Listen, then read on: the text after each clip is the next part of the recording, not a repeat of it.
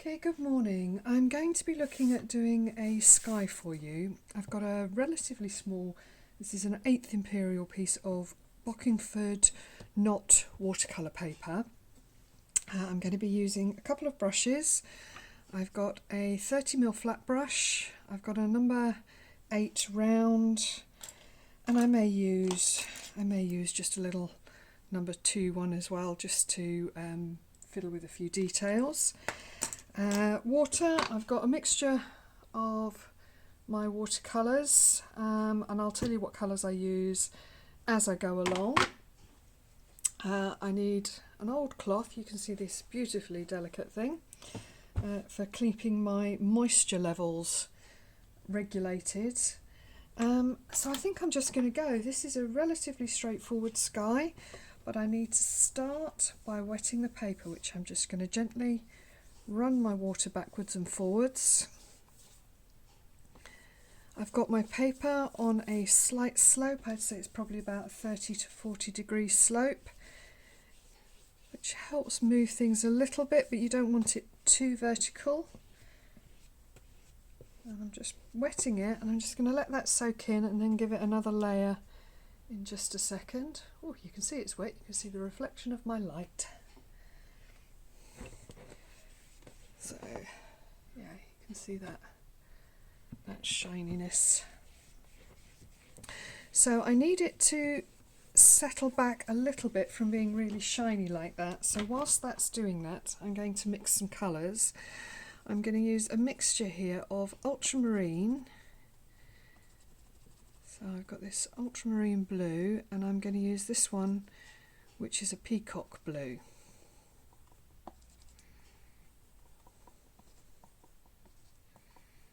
And that gives me this nice rich colour. It's a little bit more vibrant than the ultramarine on its own. The peacock's a little bit too bright, so this gives me this nice mix. And what I'm looking for, it's getting there, let's just turn it around and let it run back the other way. Still a little bit wet.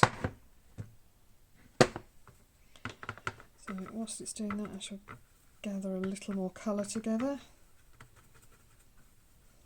If you don't have the peacock blue, an intense blue or a phthalo would work equally well. So we can see that's still quite shiny, so I just want to give that another minute.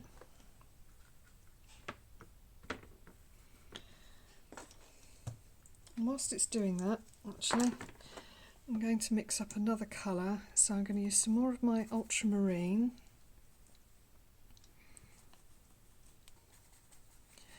And I'm going to mix some umber into it, so it's a blue-brown mix, and that gives me this nice grey colour, so that'll work really well for my shadows on my clouds. So that's the other colour I shall be using. Okay, let's pop that down, and there we are. We've lost that really shininess, but it's all still wet. So what I want to do is just paint around my clouds. So if you think of your clouds as, I don't know, almost like the Simpsons clouds. So I'm painting, we've got this big cloud at the top here.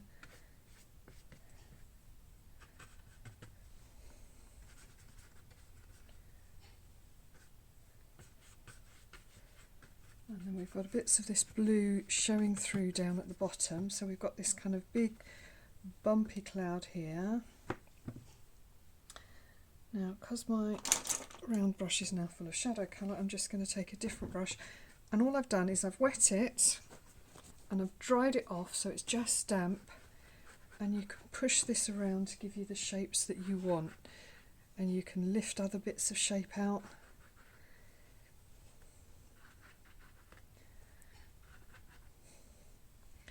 I don't like that little zigzag there, that's a little bit too straight.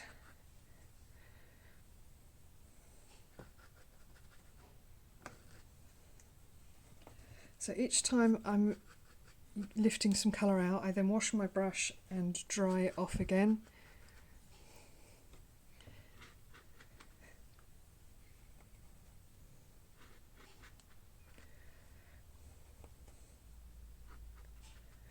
So wash, dry, lift. A dry brush is a thirsty brush. Now this is still wet, and this is really the key to this, is to do this whilst this is all still wet. So I'm now going to pick up my shadow colour and put that in my cloud. I've got to leave an area around the edge of the cloud, and that's where the light is hitting it from behind. And again, I'm coming back with my damp brush, and I'm just going to soften that edge.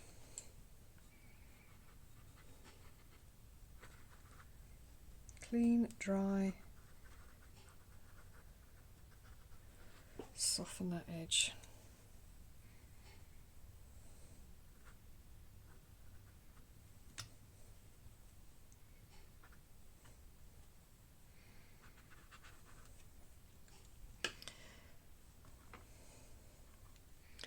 And I've got some more of this shadow colour, and I'm just putting bits of that coming down. Now I've got to be careful because this is beginning to dry back.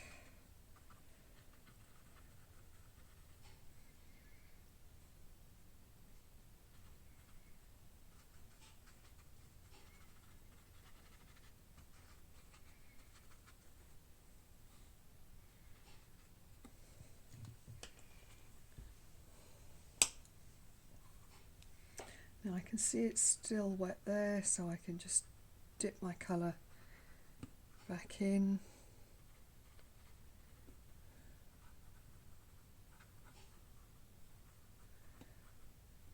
And then the key is to stop and leave it alone.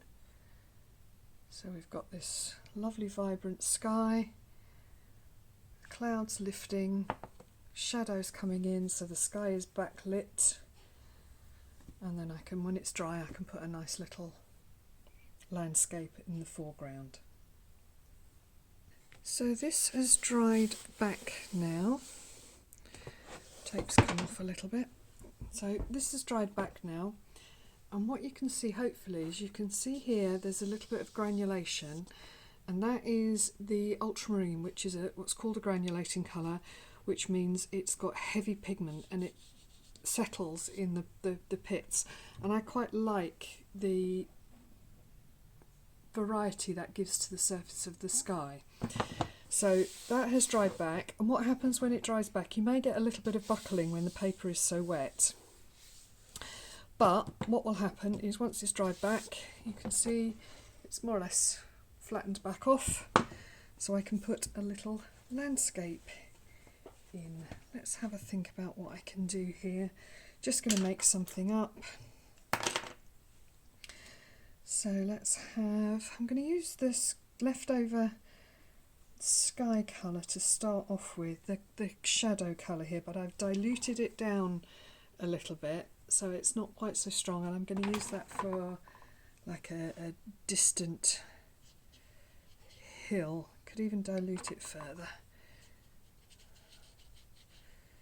For a distant hill, just coming across the background here.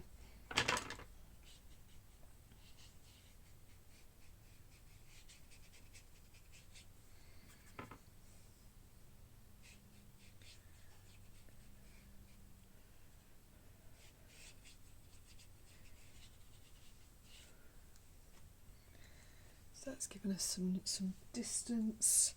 Now I'm going to take that same colour and I'm going to add a little bit of a green to it.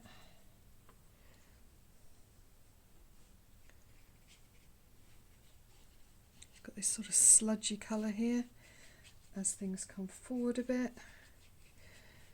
I'll probably put a few trees along there in a minute.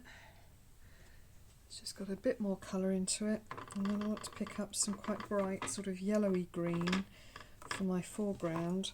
So I'm using a mixture here of a sap green and some lemon yellow just to give me this lemony green for the foreground. and I'm going to vary that as I go, so sometimes it will have a bit more of the sap green in, and sometimes it will have a bit more of that lemon.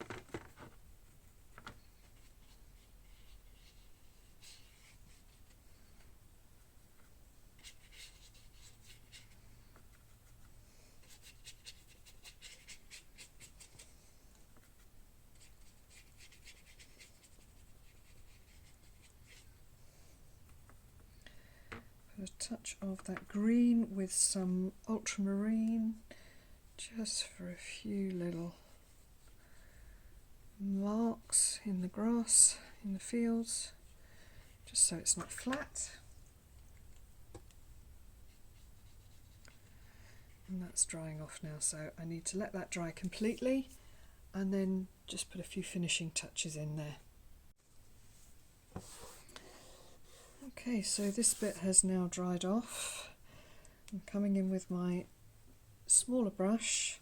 The first thing I'm doing is picking up this dark colour that I've got here, and I'm just kind of following what I can see within the image, so I feel I've got a bit of a hedgerow coming across here.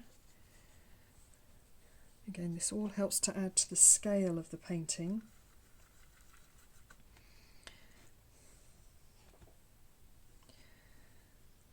Let's have a little diluted hedgerow coming back across here. Got another layer there.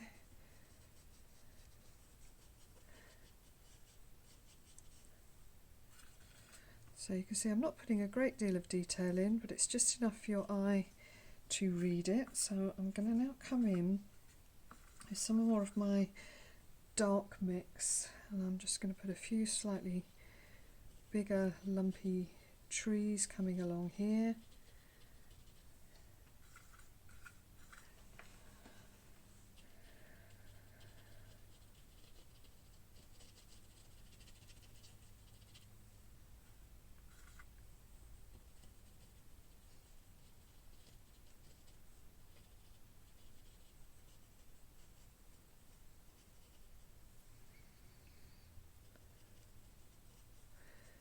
As things go back, they fade.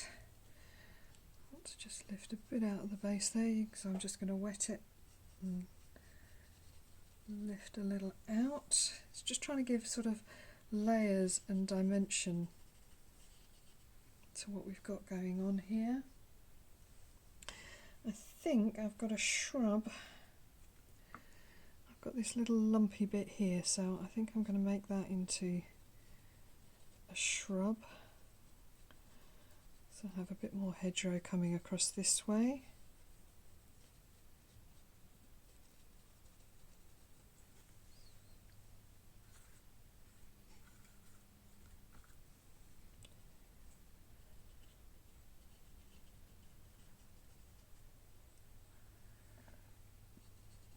Perhaps a couple more.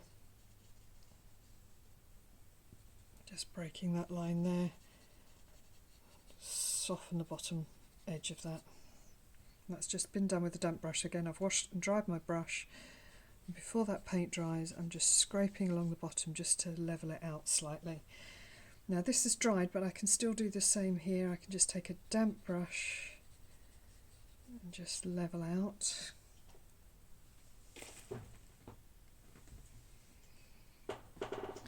So we now have the sky, and we have this very simple landscape underneath. But the landscape gives the sky a scale, the sky gives the whole thing a scale. So I hope that gives you an idea for just a really simple but dramatic sky in watercolour.